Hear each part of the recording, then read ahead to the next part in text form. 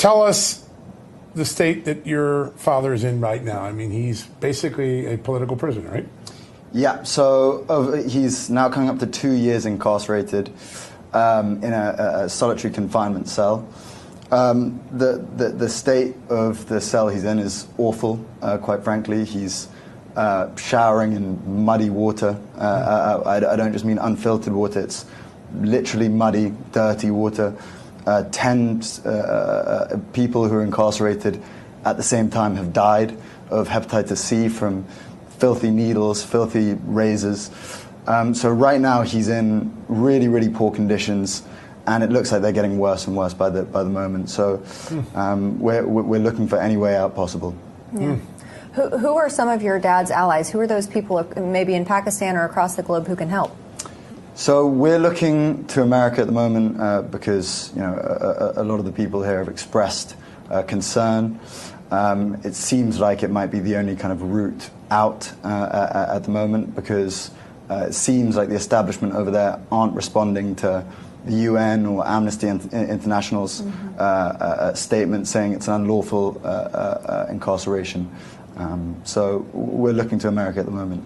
And it's an interesting coalition of people that all agree on this, right? You got Amnesty International, tends to lean a little bit to the left in American politics. Yes. You got Rick Grinnell, one of the closest advisors to President Trump. There seems to be a very large concern that the way this whole case is unfolded and the conditions that your dad are in now just isn't the norm, even for Pakistan.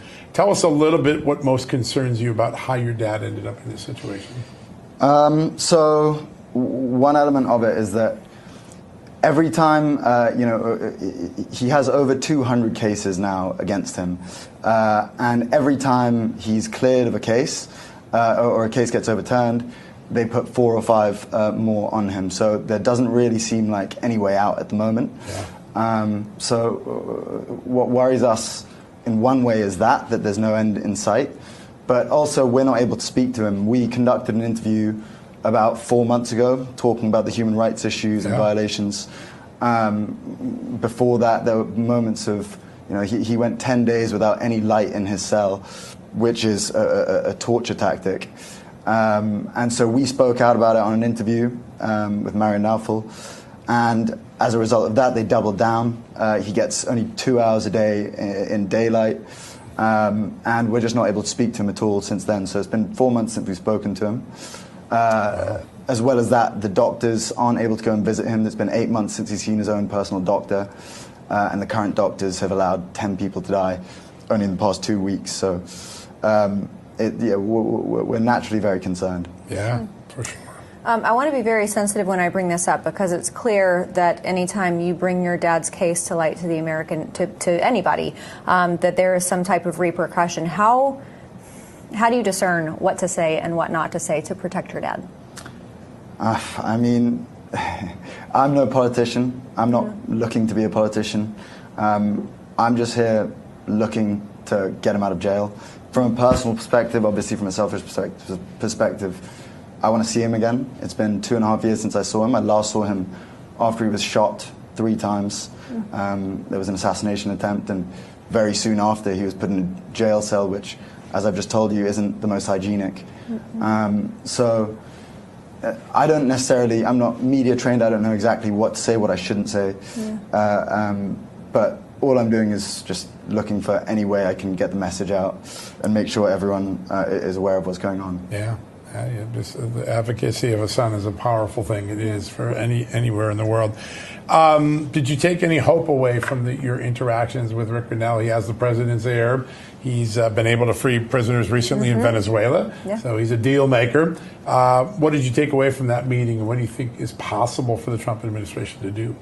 I mean, Grinnell was he was very kind to kind of spend some time with us. He's we spoke at length, and I won't get into details about what we spoke about, but very hopeful. I'm very, very hopeful from that. Wow, that's great. That's a big development. Who has jurisdiction over the courts in Pakistan? So I'm aware that there is the army chief currently, Qasim Khan Said.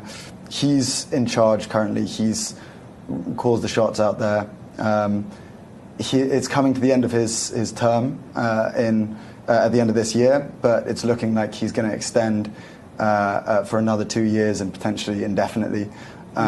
So over there, it's sort of looking like a dictatorship of sorts. We don't know when his reign will end, and we're under the impression that he's somewhat leading my father's imprisonment.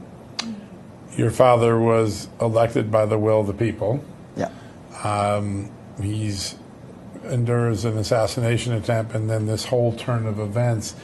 When you look back at it, why do you think the establishment turned on him the way they did? I mean, it's all speculation, to be honest. I wouldn't be able to give a definitive answer, but potentially power.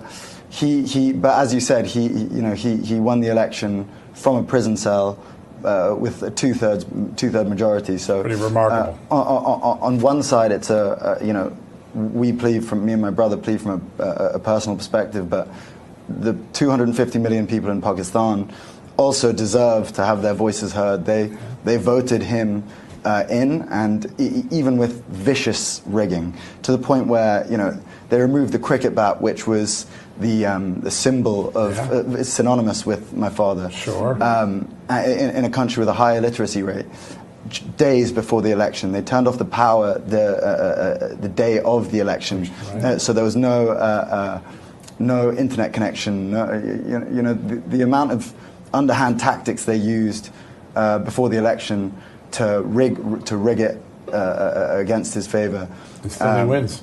Yeah, and still he managed to win. Yeah. But they should be heard as well, the people of Pakistan as well as us. Yeah, that's good.